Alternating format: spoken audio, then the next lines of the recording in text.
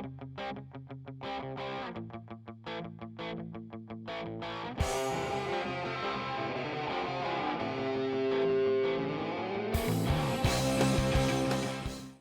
right, hello there. Today in this lesson, we are going to be talking about what's that? That's right, the 7 shots. So you're going to be learning what wide, medium, tight, super tight, pan, zoom, tilt are all about, how and when to use them, and why you use them. As always, remember, please take notes. There will be a quiz at the end of this that you'll take online. And when you're all done, there will be an assignment online as well. And this is your chance to get out there for the first time with a camera and get some shots done. So let's get started. The first shot we're going to talk about today is the wide shot.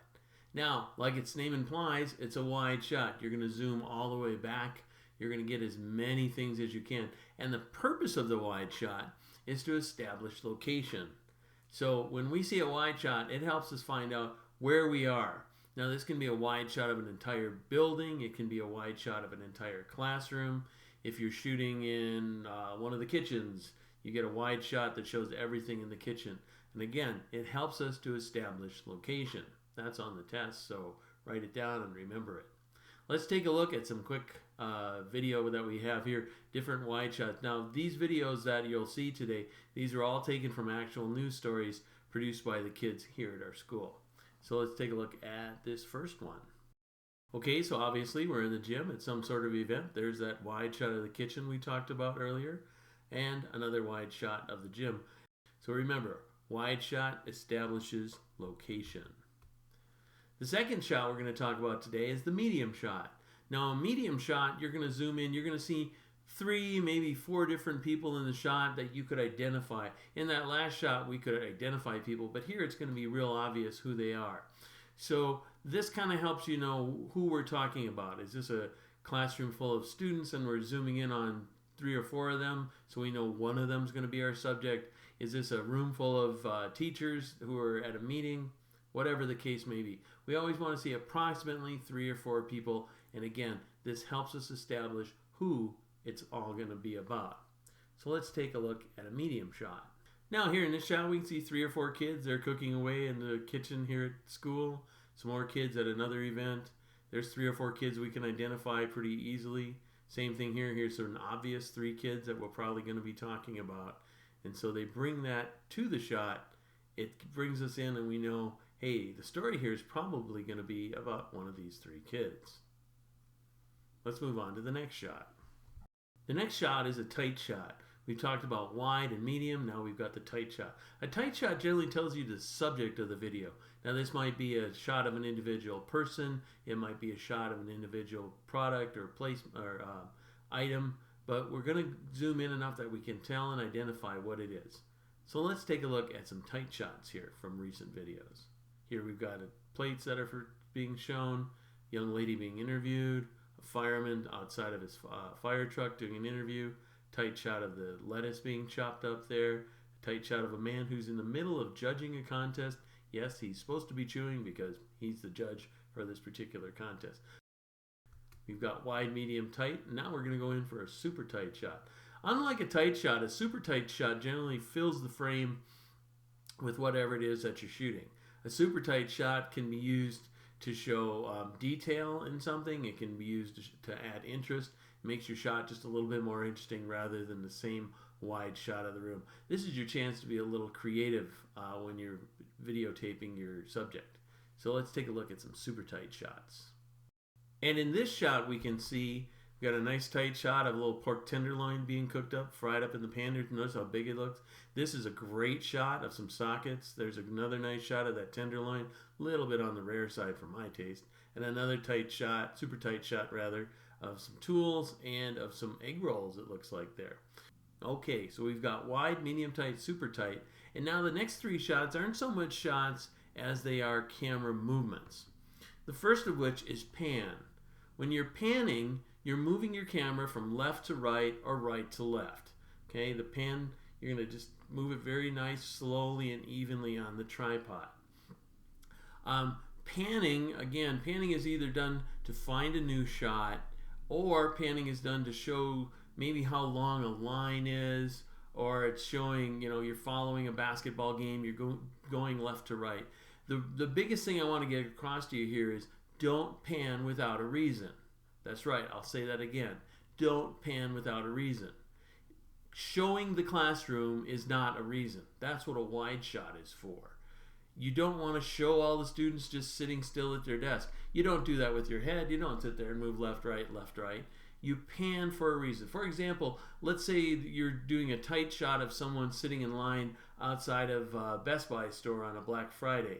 Then you zoom back a little bit and pan down because you want to show how long the line is.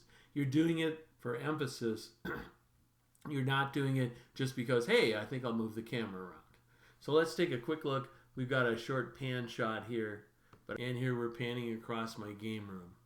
Little bit fast, but hey, it's always a good shot when you get to the end. And there's a cute little dog in the shot, right, buddy? That's you right there on the screen. Yeah, he likes seeing himself. My other dog barks at himself. Okay, we've got wide, medium, tight, super tight, pan, and the next one in our thing is zoom. Now zoom, most of you know. Zooming is when you take the camera and you're going in and out by pushing the zoom button or the zoom lever on the camera. You're going to zoom in and out a lot because that's how you find your shot. You want to get a nice tight shot, so you zoom in. You want to get a wider shot, so you zoom out. But zooming, just like panning, is only done for a reason. And there's very few reasons where you want to zoom when you're doing this kind of videography. Now, in a movie, it might be done for effect, but very rarely when you're doing a news story or a feature story, the kind of stories we're going to do in classroom, do you ever actually show the zooming. Okay? So you want to make sure you zoom in, you get your shot, you hold your shot, get the camera nice steady, and leave it there for a minute. We're going to talk about holding your shots in a minute. But again, zooming is just simply moving the camera in and out. Okay, next one and final one on this list of 7, wide, medium, tight, super tight, pan, zoom, tilt. The next and last one here is tilt. Tilt is when you're moving your camera up and down. Now again, tilt, like panning and zooming, is something you do for a reason. You want to show how tall a teacher is. You want to show the flag flapping at the top of the flagpole. You want to zoom up and show that someone put a poster way up on the wall and nobody can take it down. But of all these things that you're doing, again, tilting, you may have to tilt up to get a good shot, but then you leave your shot there. But you only tilt if you have a reason to tilt. And then when you do it, you want to make sure you do it nice and smooth. Let's take a look at a quick tilt shot here. And here we start off on the floor, and we're going to tilt up. We're looking at the chairs, we're looking at the table, we're looking at some decoration on the table, and then some pictures on the wall, and we stop near the top of the wall. So let's talk about a few things before we finish this up. Number one, as I mentioned, always have a reason for panning, zooming, or tilting. Don't just do it because you can. Have a reason to pan, zoom, or tilt.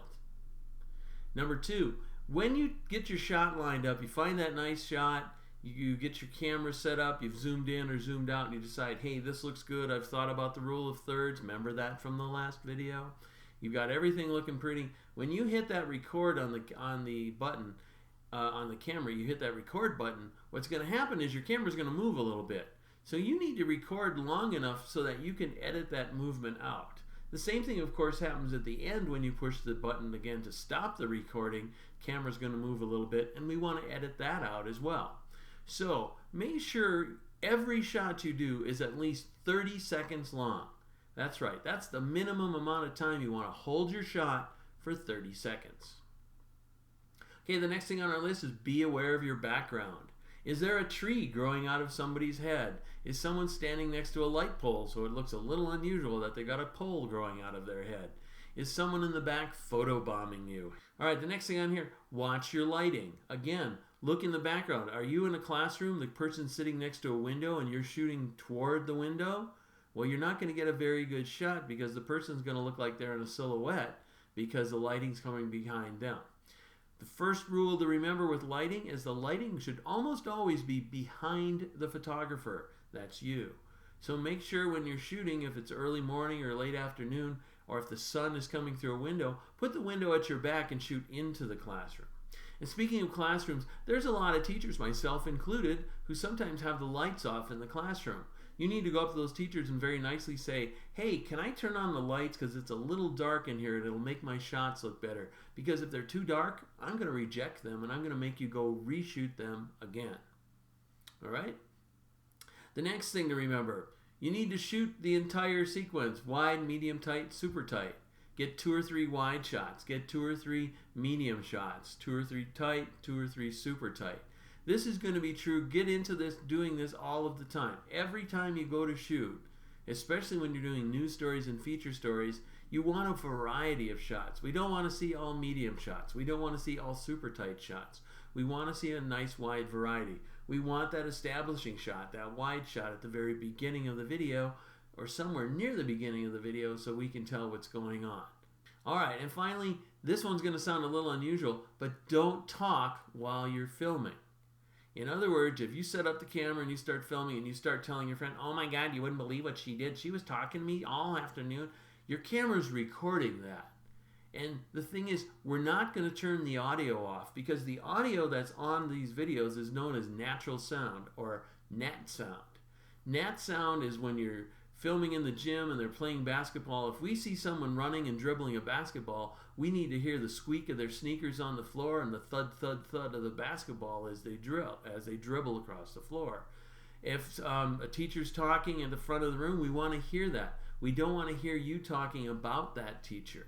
We don't want to hear you talking to your friends about what you did for the weekend. So always be quiet while you're filming your shots. Okay, that's it for this video. What I want you to do now, go back to Schoology. There's another quiz for this. And if you pass that quiz with an 80% or higher, when you come into class the next time, you should be ready for your assignment. The assignment, there's no video for it. You'll just need to go online and look for Videography Assignment 1. That's all I've got for now. Pedro, you doing anything other than sleeping there, buddy? You want to say hi? Yeah, you can say hi. All right. Well, that's all we have for today. So take that quiz. Make sure you pass it. Remember, you get 2 tries at it. And we'll see you when you come in and are ready to shoot your first video assignment. Reporting for Route 131 and the Southwest Shadow, I'm Madison Morris. Well, take